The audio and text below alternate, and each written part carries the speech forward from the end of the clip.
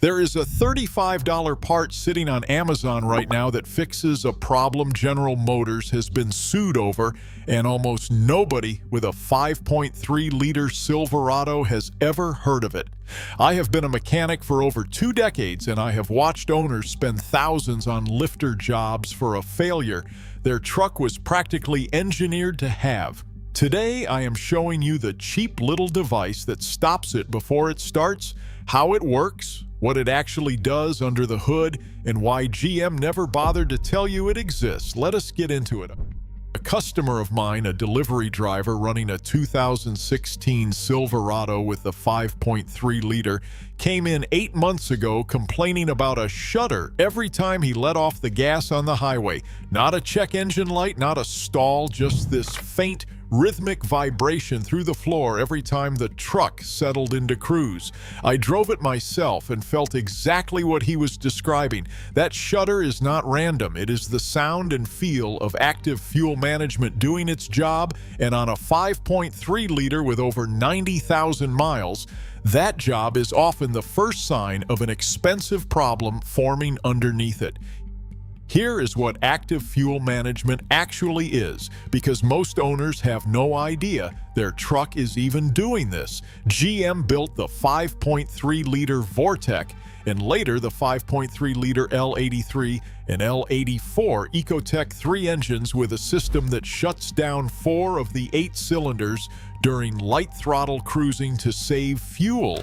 GM calls it AFM on the older Gen 4 engines and DFM, dynamic fuel management, on the newer Gen 5 trucks. The system uses special lifters, 16 of them, 2 per cylinder, that collapse on command to stop the valves from opening on 4 cylinders at a time. When you accelerate, the lifters pop back out and all 8 cylinders fire again. On paper, it is a clever way to get V8 power with 4-cylinder economy. In practice, it is one of the most litigated components in GM's modern engine lineup.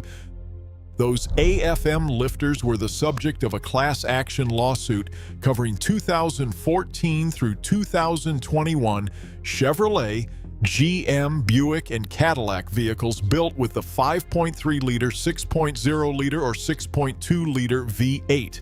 The claim was straightforward.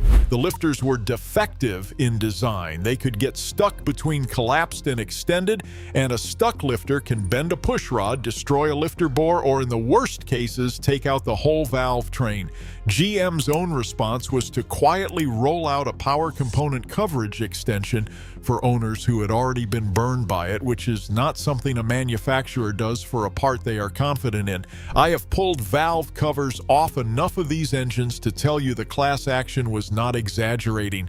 I have seen lifters gouged into the camshaft lobe, bent push rods, and oil galleys packed with metal shavings, all traced back to a lifter that got stuck mid-collapse.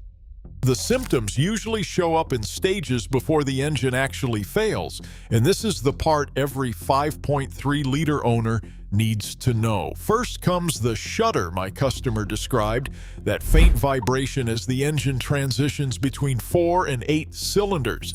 Then comes rising oil consumption because the AFM lifters and their oil control solenoids are notorious for letting oil past and burning it. Then comes a ticking noise from the valve train, usually louder on cold start, which is often the sound of a lifter that is not fully collapsing or extending anymore. If you catch it at the shudder stage, you are in good shape. If you wait until the ticking starts, you are usually looking at a lifter or camshaft repair that runs anywhere from $1,500 to well over $8,000, depending on how much damage the failure caused before anyone noticed. It is worth understanding why GM even built this system in the first place, because it was not an accident and it was not for your benefit.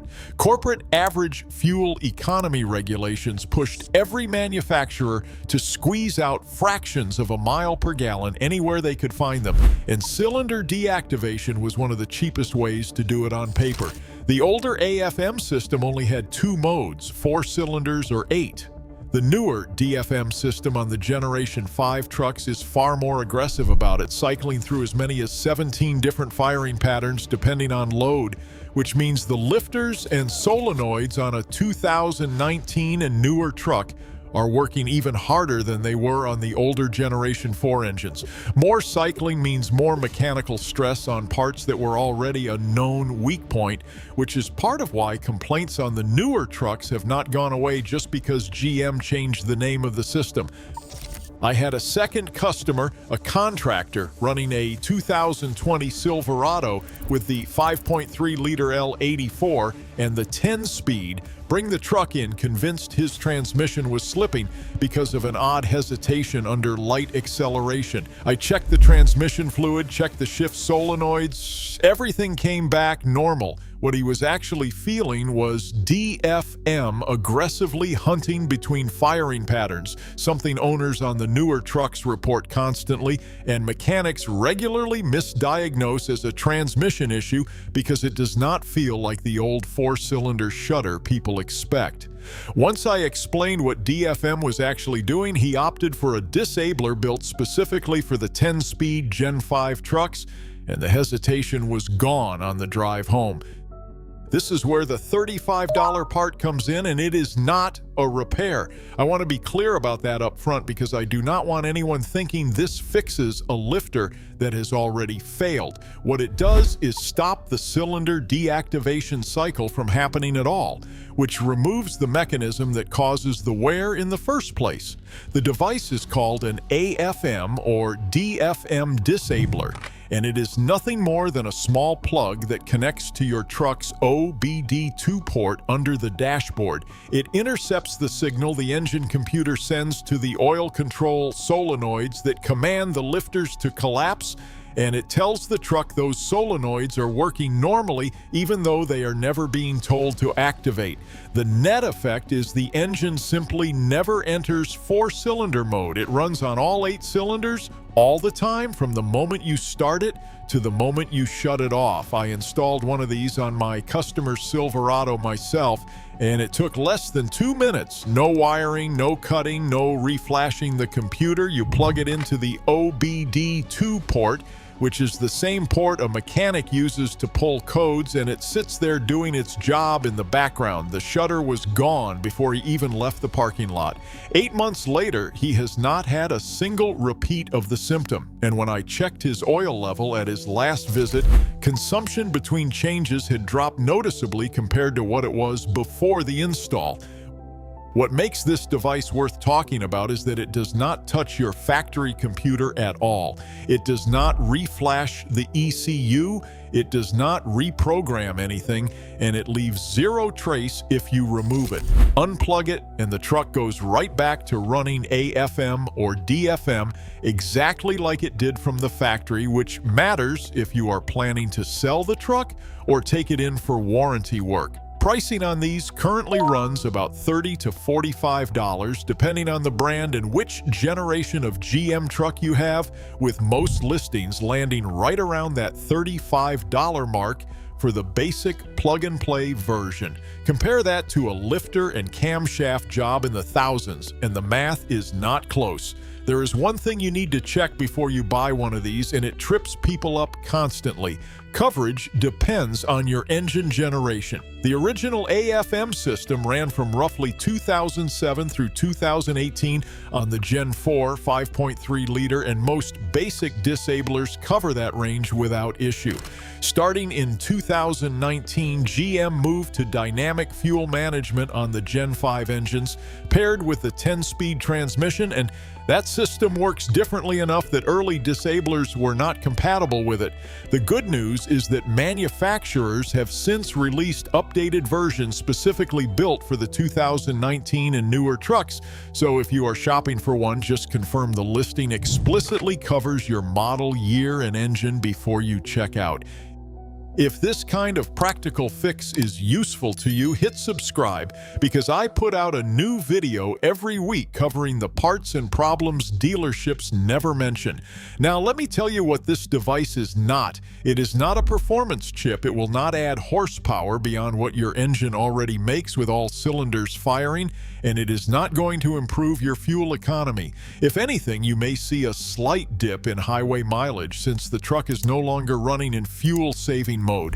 What you are trading is a small amount of fuel economy for the removal of a documented mechanical wear point, and in my professional opinion, on a high-mileage 5.3 liter, that is a trade worth making. I've also had owners tell me the truck simply feels smoother because that constant cylinder cycling under light throttle disappears completely. There is no more hunting between 4 and 8 cylinders at 45 miles per hour, no more subtle vibration through the seat, just a V8 that behaves like a V8 all the time. One more thing worth mentioning, honestly. These devices are marketed by most sellers as intended for off-road and non-street use, since disabling a factory fuel-saving system technically alters how the vehicle was certified to run. In practice, thousands of owners run these daily on public roads without issue, since the device does not touch emissions equipment like the catalytic converter or EGR system. It only stops a fuel-saving cylinder cycle, but you should know that disclaimer exists and make your own call on it. For a truck that is already past 60,000 or 70,000 miles, I tell customers this is one of the highest value preventative purchases available for a 5.3 liter. You are looking at a part that costs less than an oil change, installs in the time it takes to drink a coffee, and directly addresses the exact failure mode that has cost GM owners class action settlements and cost individual owners thousands of dollars in lifter and camshaft repairs. If your Silverado has ever shuddered on a light throttle cruise, or if you have noticed oil consumption creeping up between changes, this is the first thing I would check before spending $1 on anything else.